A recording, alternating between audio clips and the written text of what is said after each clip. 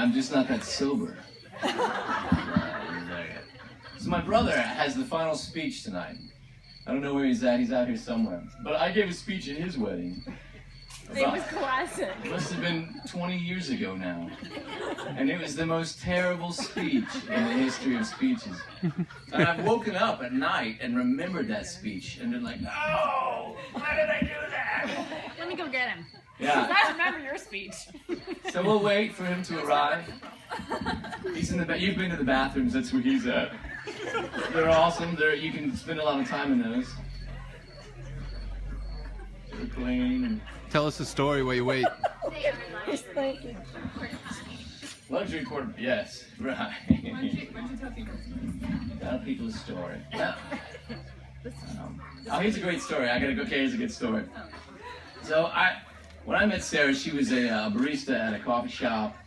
I started going in there and hanging out a little more because she was giving me free cookies and a lot of attention. A lot of attention. I could feel something was happening. I wasn't sure what was happening, but after a while we started, we shared some information about each other. And she shared with me her love for bourbon. And I love bourbon too. And so it was pretty magical. Is that it? No, so I'm letting that sink in. And I was working this job on the Bourbon Trail down in Kentucky, close to Louisville. And me and my dear friend, he's like a brother to me, Mr. Neil Unnebrink. I don't know where he's at. He's with my brother in the bathroom, maybe.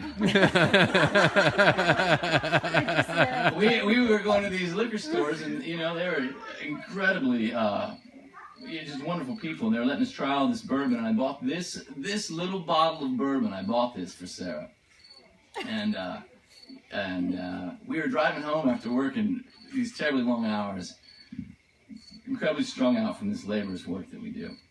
Suffering together, that's what we do. We suffer together. So we're so close, 10 years of that. And he said, why did you buy such a little bottle of bourbon?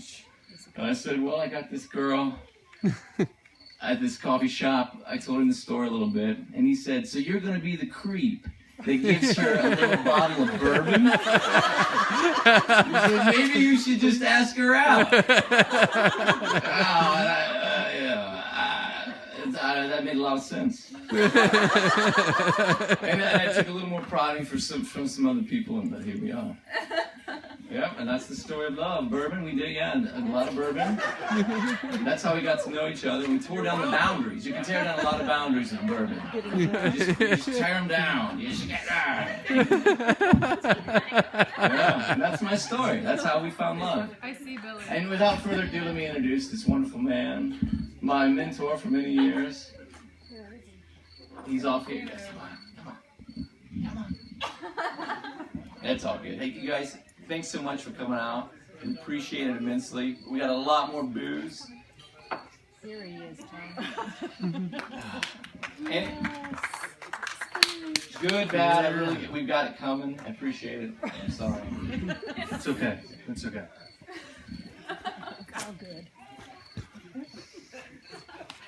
I really can't say what I want to say with you sitting there.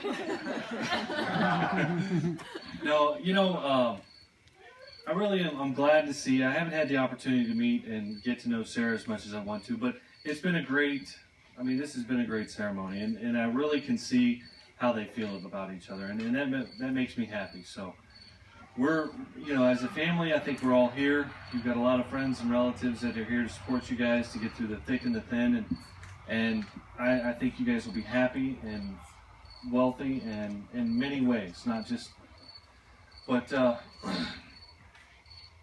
kind of, about roughly 20 years ago today, I'll take the words from a self-proclaimed great scholar.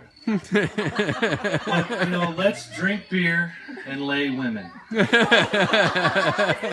what I said. That's what I said. That's what I said.